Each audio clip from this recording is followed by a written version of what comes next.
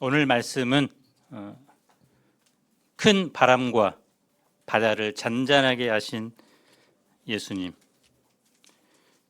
또 미쳐 날뛰는 귀신 들린 사람을 고쳐준 예수님이 나옵니다.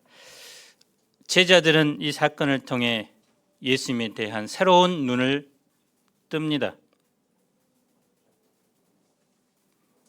창조주 하나님, 온 우주 만물을 다스리는 전능하신 하나님입니다. 이 예수님을 우리는 어떻게 바라봐야 할까요? 이 예수님을 어떻게 따라야 합니까? 제1부 나를 따르라. 많은 사람이 예수님 주위로 몰려듭니다. 예수님의 인기가 BTS급입니다. 한 서기관이 예수님께 나옵니다. 선생님, 어디로 가든지 나는 따르겠습니다. 고대 사회에서 글을 쓰고 읽을 수 있는 사람은 소수입니다. 그 소수의 사람 중에도 극소수가 책이나 성경에 접할 수 있습니다. 서기관이 되려면 5살 때부터 교육을 받기 시작하여 13살 때 배움의 아들이라 불리는 고등교육을 받고 30살 때 비로소 가르치기 시작합니다. 그들은 에스라와 같이 말씀에 대한 열심이 대단하여 백성들로부터 존경받았습니다. 그가 예수님을 따르고자 했을까요? 산상수훈의 교훈을 듣고 예수님의 교수법에 매료되었는지 모릅니다. 예수님이 많은 병자와 귀신 들린 자들을 고쳐주는 것을 보고 그 능력에 놀랐는지 모릅니다. 아니면 서기관 생활에 만족하지 못하고 빈 마음을 채우고자 예수님을 따르고자 결심했는지 모릅니다. 그의 눈에 비친 예수님의 모습은 항상 사람들로 인해 둘러싸여 있고 어디를 가든지 존경과 사랑을 받았습니다. 그래서 명예를 중시하는 1세기 문화 속에서 예수님은 명예를 가진 최고의 선생으로 여긴 것입니다. 그런데 예수님의 대답이 무엇일까요? 20절을 우리 읽어봅시다. 시작.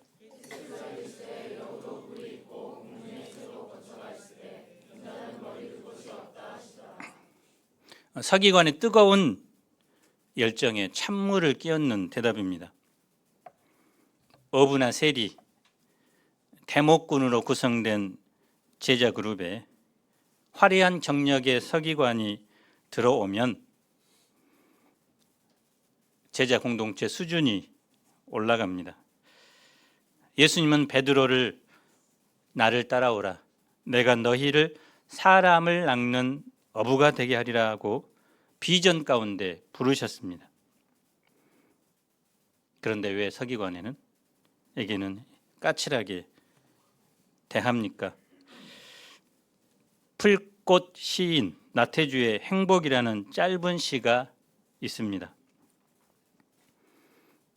저녁 때 돌아갈 집이 있다는 것, 힘들 때 마음속으로 생각할 사람이 있다는 것, 외로울 때 혼자서 부를 노래가 있다는 것.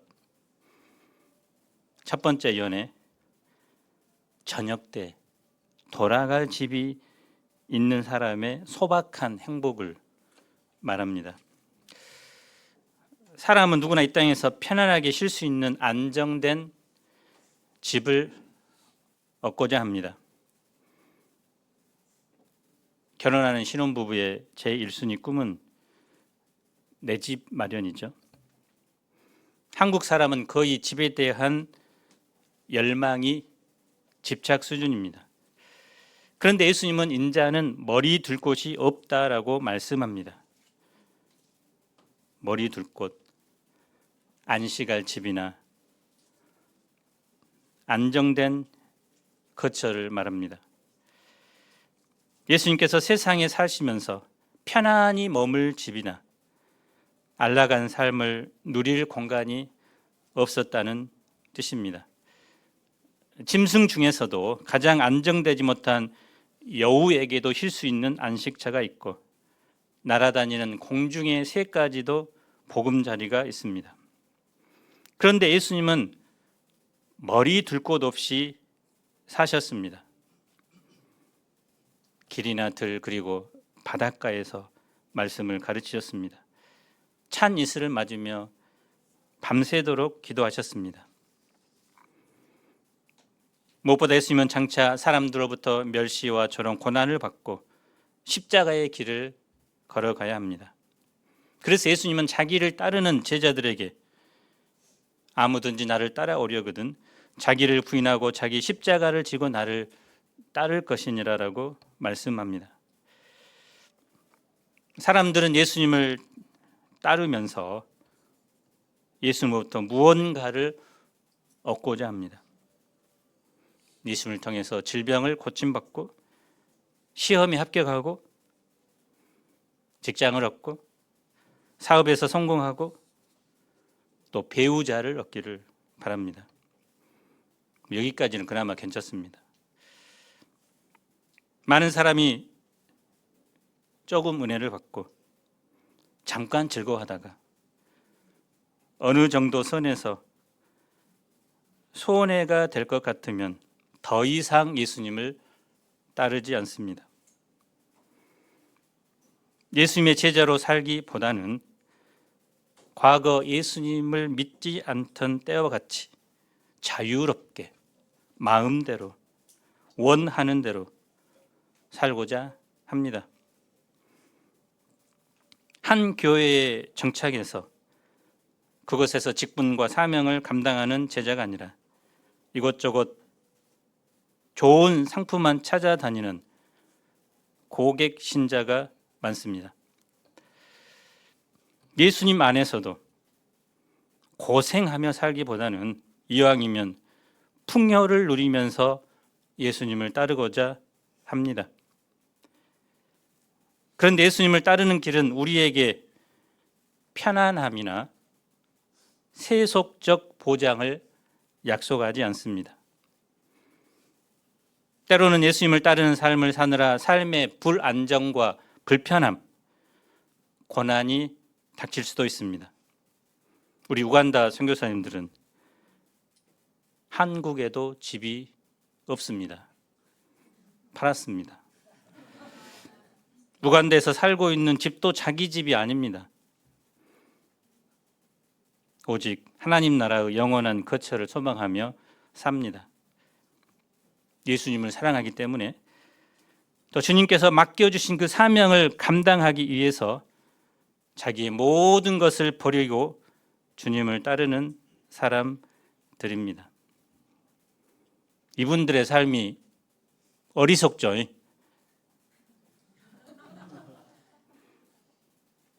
그런 삶 살고 싶은 사람이 몇 명이나 될까요?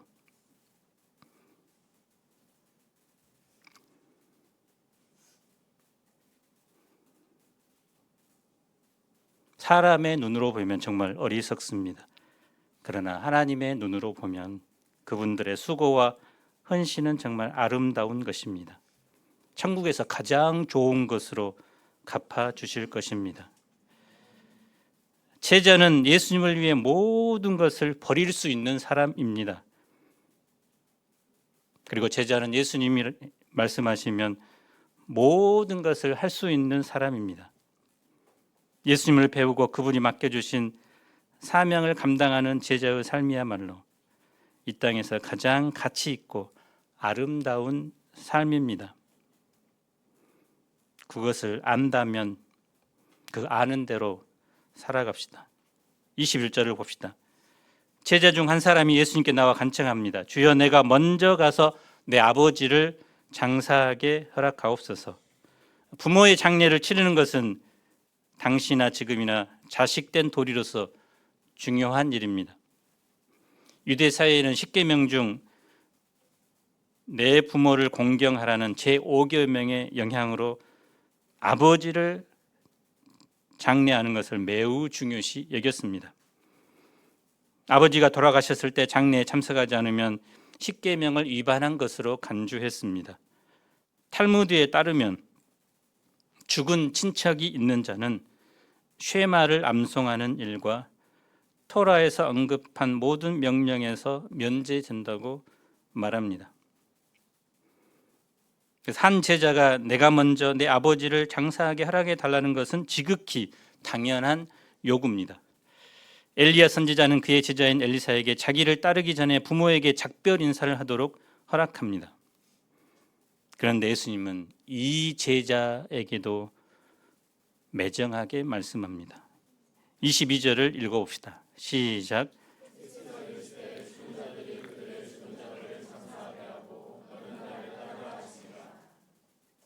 이 말씀은 예수님이 아버지 장례식에 가지 말라고 막은 것이 아닙니다.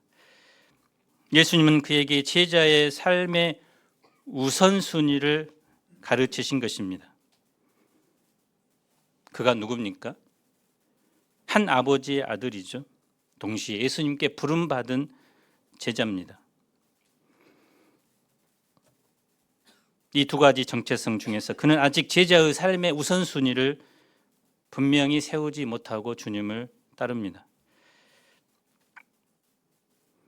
그의 문제는 자기가 생각할 때 가장 중요한 일처럼 보이는 일이 생기면 언제든지 그 일을 먼저 해야 하는 사람입니다. 그가 가장 우선순위로 두는 일은 가족의 일입니다. 그가 예수님이 가버나움을 떠나 갈릴리 호수 건너편으로 기약 없이 가고자 하자 집에 있는 나이든 아버지가 걱정되었습니다.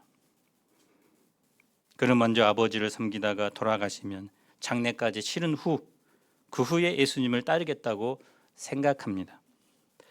우리는 가족, 학교, 직장, 친구 등 수많은 관계로 얽혀 있습니다.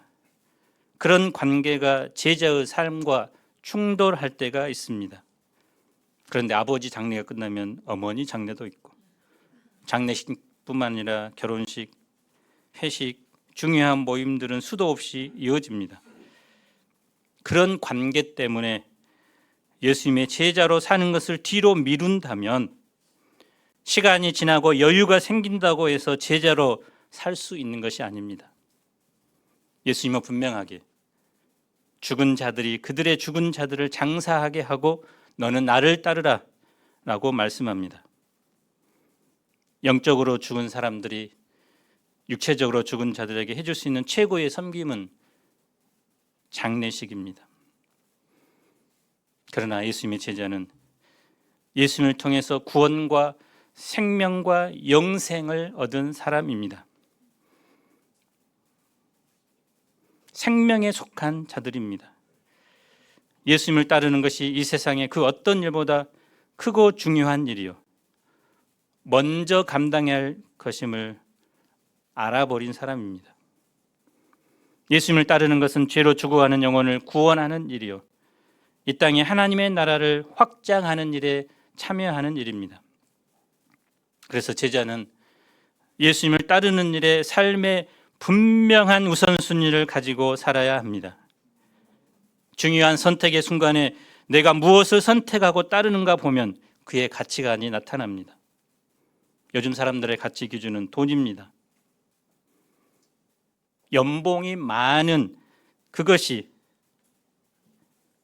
삶의 가치 기준입니다. 연봉이 많다면 가차없이 그곳으로 떠납니다. 사명도 버리고 심지어는 믿음도 버립니다. 정말 어리석은 사람이죠. 자기 계획과 꿈 그리고 자기가 즐기고자 하는 것들입니다. 우리는 예수님을 따르는 제자의 삶 이것이 최고의 가치인 것을 알고 사는 사람들입니다. 저는 요즘 그 단테의 신곡, 거기에는 지옥 이야기, 연옥 이야기, 천국 이야기, 물론 카톨릭적인 가치관 오류들이 많습니다.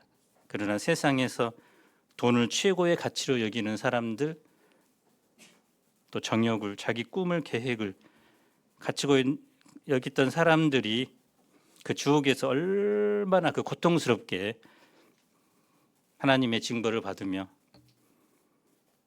또 회개할 수도 없는, 돌이킬 수도 없는 그 고통 속에서 영원히 살아야 된다는 것을 보면, 이 땅에서 이 짧은 기간 주님을 믿고 주님의 제자로 살아가는 것이 얼마나 큰 복인가 깨닫게 됩니다.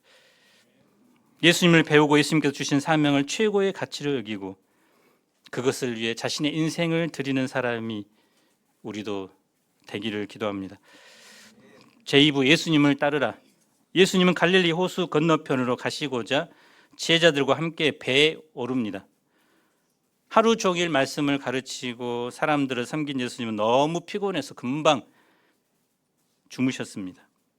고대 문헌들에 따르면 갈릴리 호수는 해변에 깨끗한 백사장이 있고 물고기도 많은 신선한 물이었습니다.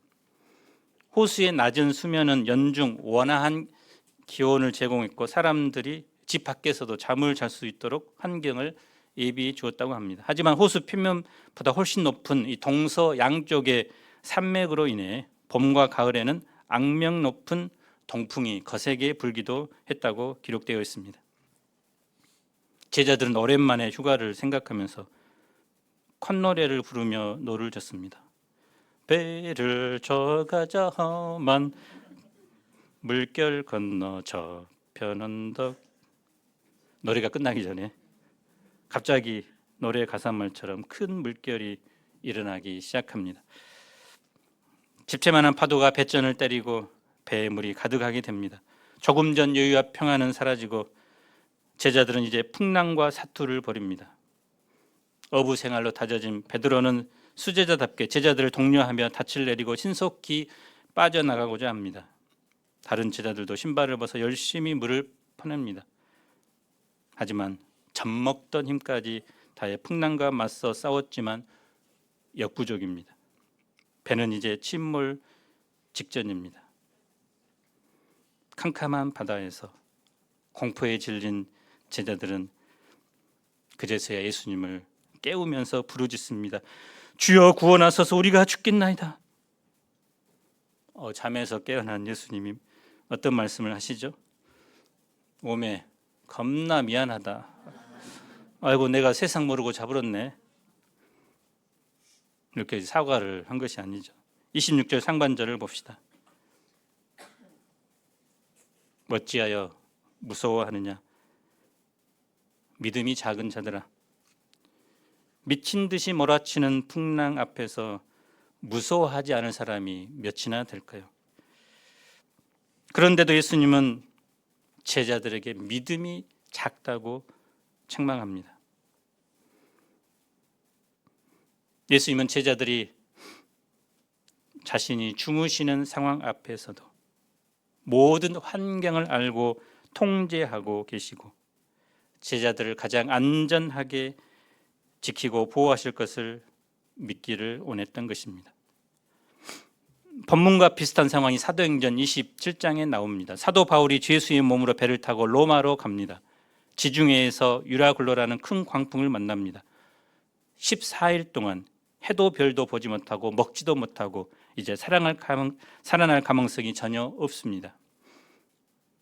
선장을 비롯해 배에 타고 있는 모든 사람들은 절망과 공포에 사로잡힙니다.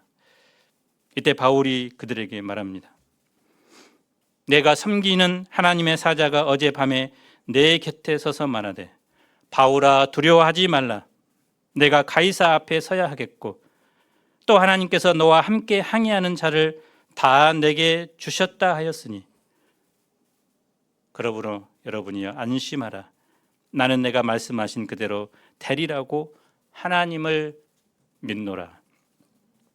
나는 하나님을 믿노라. 하나님께 대한 믿음이 있었기 때문에 바울은 절망적인 상황 속에서도 평안했습니다.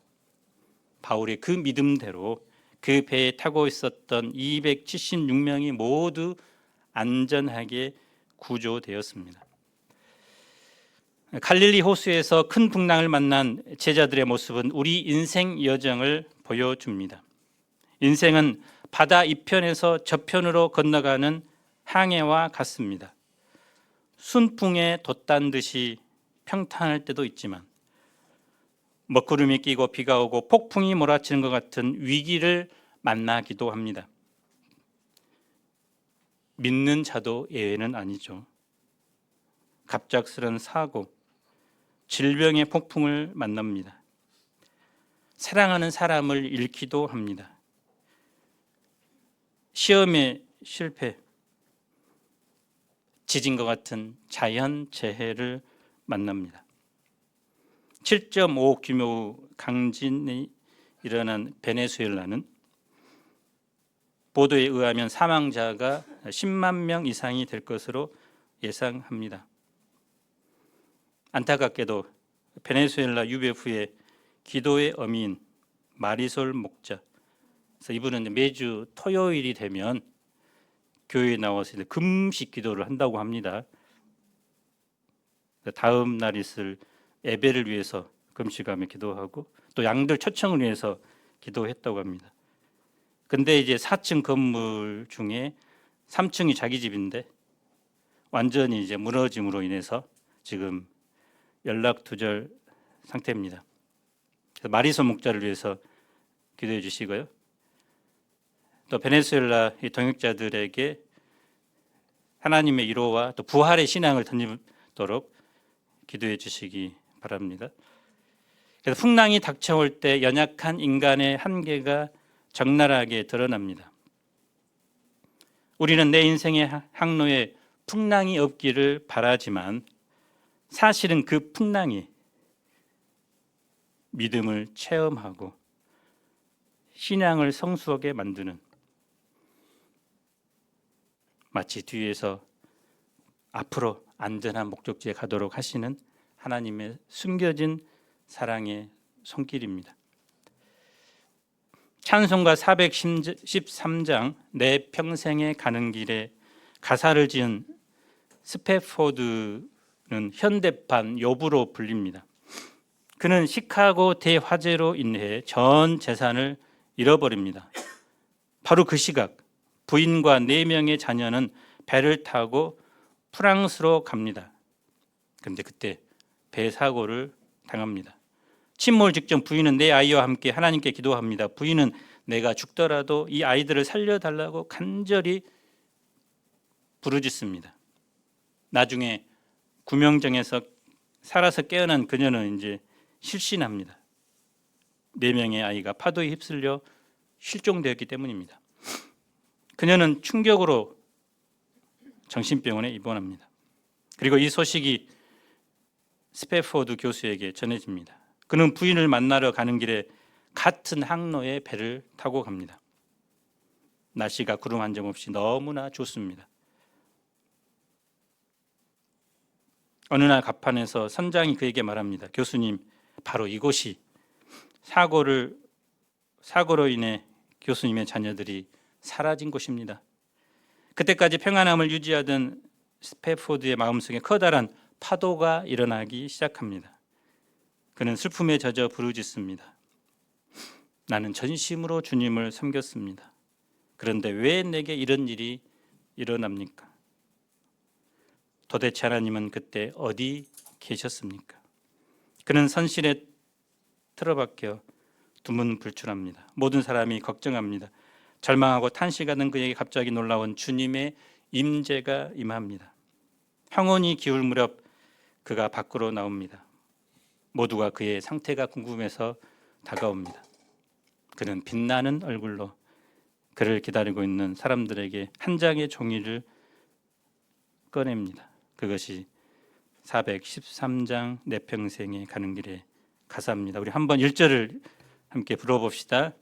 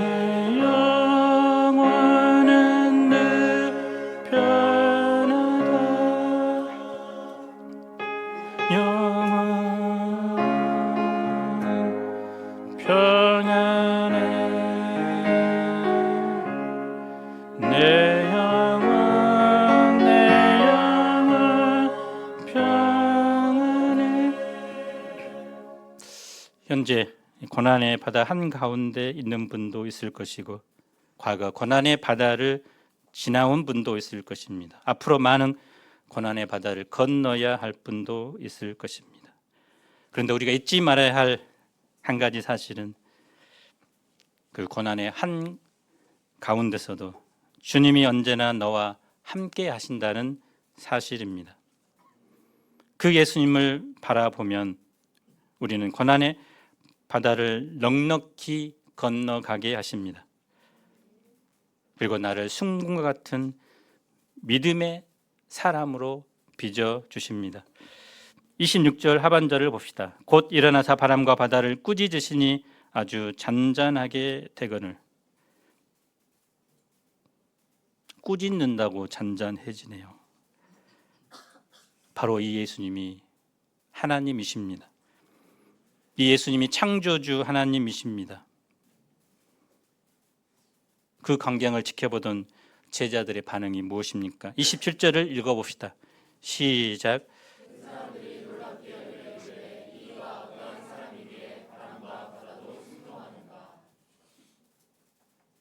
제자들은 이 사건을 통해 예수님의 참 모습을 발견하게 됩니다. 우리가 성경을 읽고 묵상하고 들으면서 예수님이 누구신가 깨달아야 합니다. 바람과 바다를 잔잔하게 하신 예수님은 말씀 한마디로 천지를 만드신 그 창조주 하나님이십니다. 예수님은 만물을 창조할 뿐만 아니라 지금도 그 만드신 모든 만물을 주관하고 다스리는 전능한 하나님이십니다.